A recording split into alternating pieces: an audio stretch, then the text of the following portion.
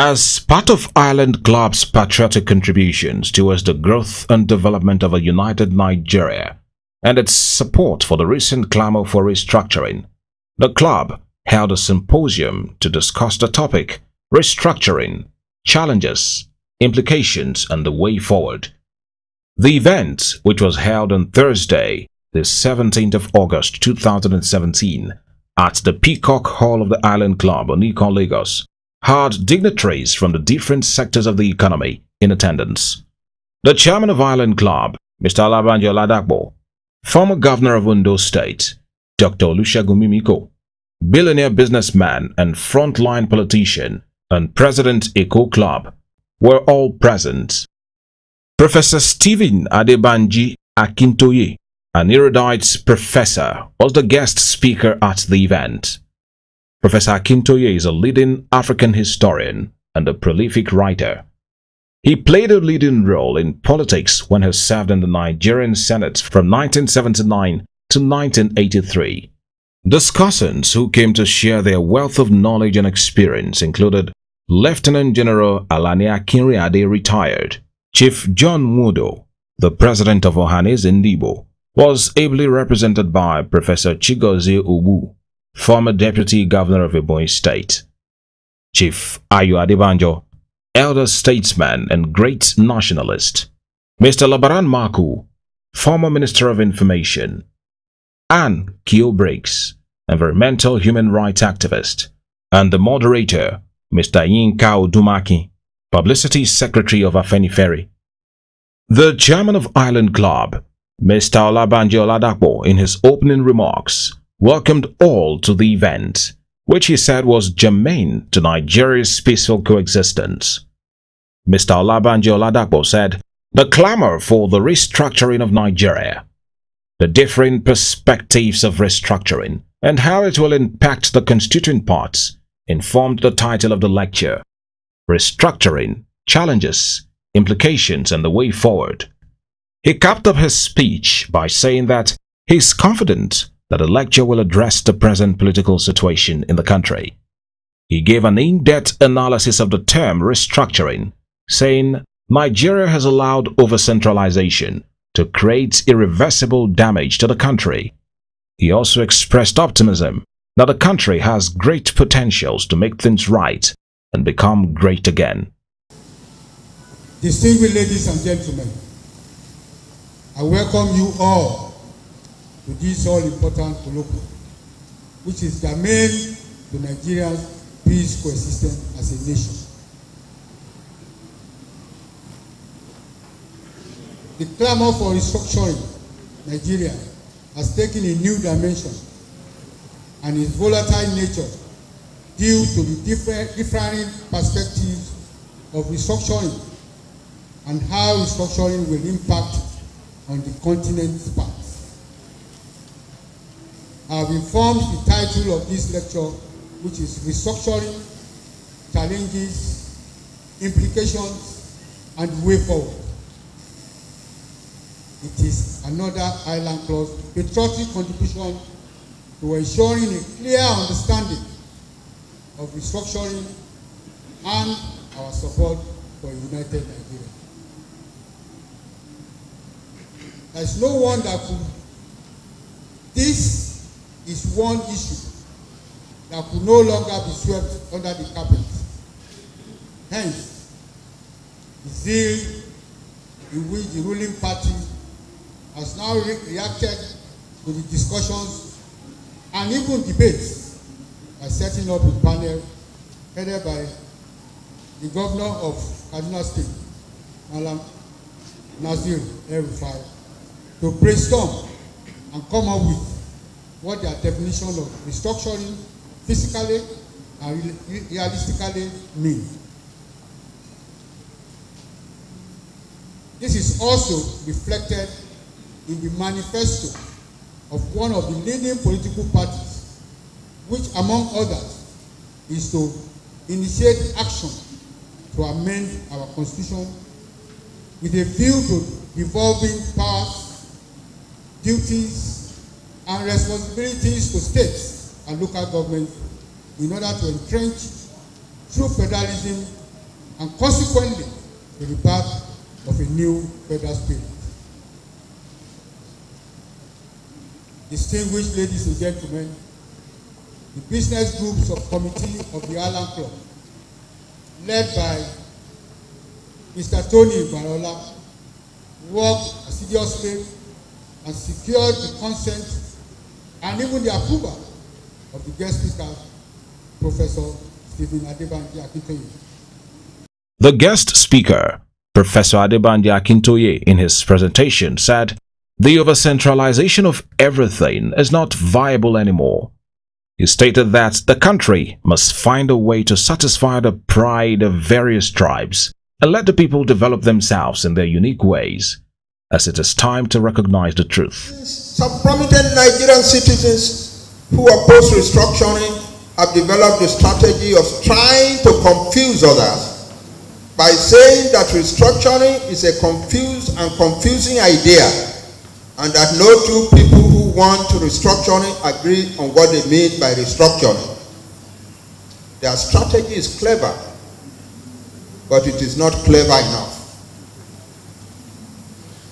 It ignores the fact that we Nigerians once lived with a structure of federalism that we found considerably widely acceptable. It also forgets the fact that there are other multiple nation federations in the world. Federations that have given themselves rational federal structures and have therefore enabled their different peoples to live together in harmony and their country to achieve progress. The quest for a rational federal structure for Nigeria is not a blind search in the dark. Certainly we have to explain restructuring to the masses of our common people, but most prominent citizens who are claiming that restructuring is confusing are not ignorant about what restructuring means and what its advantages can be.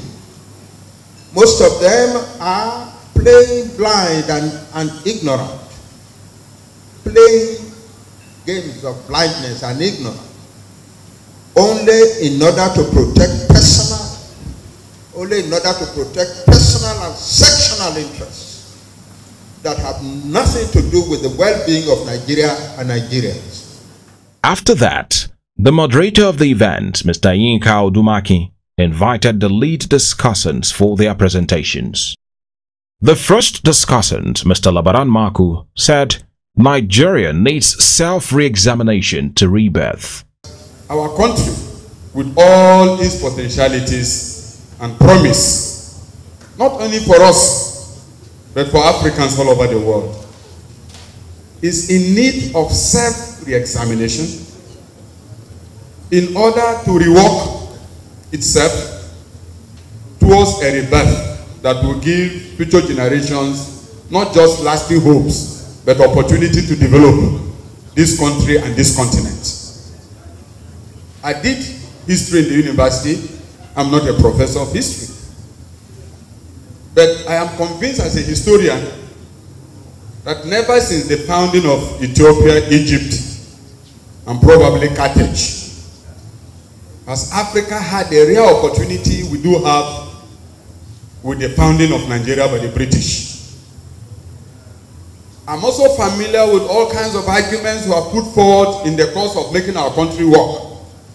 That out of desperation for things that have not worked, young people today question the real benefit of Nigeria's existence.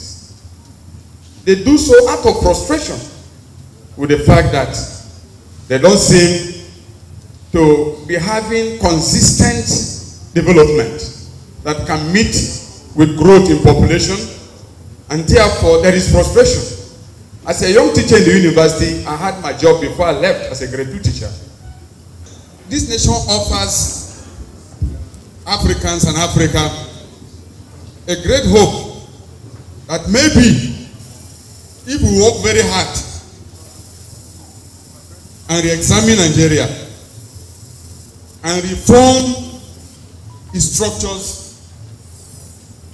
and indeed reorganize its internal power sharing structures to enhance internal liberties, autonomies, and development, it is quite possible for Nigeria to realize those early dreams that the lead lecturer told us that they felt as young men when Nigeria was getting her independence. Chief John Wudo, the president of Ohaneze Ndigbo, who was represented by Professor Chigozie Ogbu, said the best thing to do right now is to review, amend, or create a new constitution which will guarantee the security and development of the country. He added that even though the entire nation is yet to arrive at a clear point of restructuring, Nigerians must hold down the passion and make sure restructuring succeeds in the long run. I bring you felicitations from Ohaneze Ndigbo. Our President General, who was supposed to be here, could not be here for exigencies of duty, and he asked me to stand in for him. And so we want to thank the Island Club for the honor of inviting us to be part of this discourse, which is very important to all. I think time is not our side, so we'll try to make it brief. But I think from the discussion we've had, and from our knowledge of Nigeria, we can all agree Nigeria is not working. And if it is not working, there is supposed to be an instrument of integration of Nigeria into a nation, and not just nations. The Constitution of the Federal Republic of Nigeria is designed to make the different groups, ethnic groups, come together. And as the lead speaker said, the best form of government for a society like ours is federation. And at the time of our independence, we had a constitution that was federally based, that had principles of federation. And that was when the military came into governance, dabbled into something they do not know. They bastardized that constitution, and that's what created where we are today. That the principles enunciated in that constitution has been negated and brought to a unitary government for a diverse society like ours. And that's what's not working. And so the issue of restructuring is simply going back to getting the principles of federalism, which is the best for a multinational society like ours to work. Anne Briggs, an environmental and human rights activist, while speaking on the current state of affairs in the country, described Nigeria as a fast-moving train without brakes, which may likely crash if the constitution is not put right. Anne Briggs said, "The Nigeria of today has nothing to hand over to the upcoming generations. The 2019 elections are approaching, and before then, we must change the justice system, which has been running for a long time. The North, with the largest local government, gets more allocation and produces the least revenue for the country. These and many more must be checked," she emphasized. On the issue, the reasons why we should have restructuring is the injustice of the system that has been run for a very long time, where we have ended up with 19 states against 17 states. And that became very evident when the Senate was able to throw out the discussion against restructuring. They were able to say no to restructuring in the Senate. That is only because you have a warped Senate in number. There is no way anything will go through if it is in the favor of southern Nigeria, the 3 southern zones, and the North is voting against it. We can never win. Now, when it comes to sharing of allocation, the North has 419 local governments, and the South has 355 local governments. When they take allocation by local government from oil and gas resources, they are getting more. The people producing it are getting less. That has to change, and we cannot do it after 2019. We must do it before we go into the next elections. Dr. Olusegun Mimiko, in his analysis, talked about ideal restructuring. He said there is need for decentralization of power to benefit the states and regions in the country, adding that each federating unit should be encouraged to look inwards and govern independently.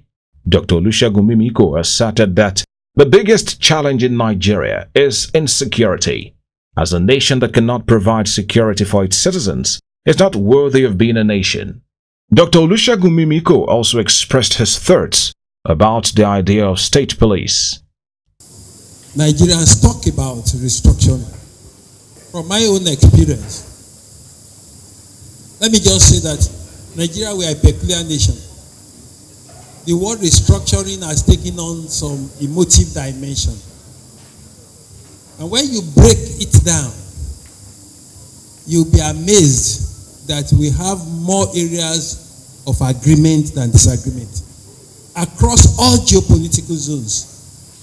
I've had the privilege of sitting down with fellow governors across Nigeria, and I know that the emotive characterization of restructuring today is meant to serve the end of the conservative, retrogressive forces in Nigeria. There's no question about the fact that every political practitioner of my genre and in my time, we believe in the concept that there is need for decentralization in Nigeria. And perhaps we should probably use the word decentralization more, probably if it's more attractive. Because when we talk of restructuring, we're talking of fiscal decentralization, non-fiscal decentralization in the area of structural arrangement and in the area of regulatory arrangement of our country. Dr. Amos Akingba, President and CEO of Investment and Management Consulting Associates, eulogized the former governor of Ondo State, Dr. Olusegun Mimiko, describing him as a dedicated man whose pursuit for justice and progress of the country will forever be appreciated.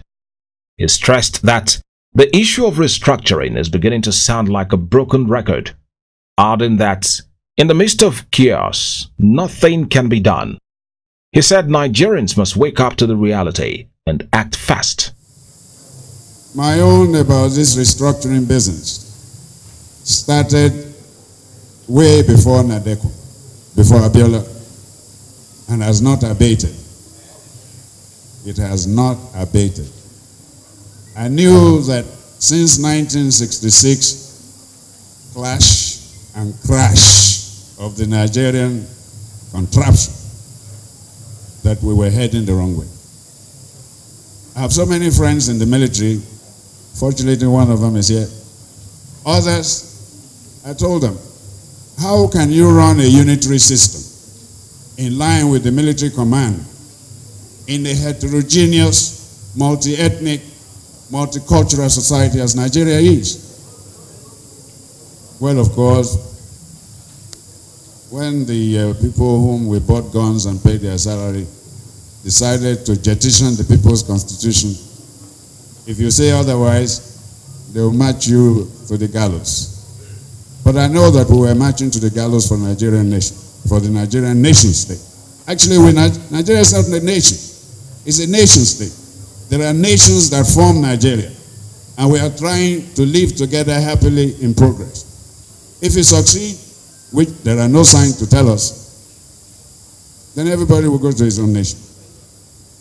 Now, those who are asking for restructuring, I happen to be one of them in the beginning. But I'm getting tired. I'm getting very tired to be asking for restructuring, as if I'm begging for people to liberate themselves. Lieutenant General Alani Akinriade, retired, emphasized that there is a deafening silence by the elders of the North on the quit notice given by some northern youth to Easterners in the northern part of the country. He said it shows the level of disunity in the country, making the nation unhealthy for restructuring. It is Now, the youths have taken over.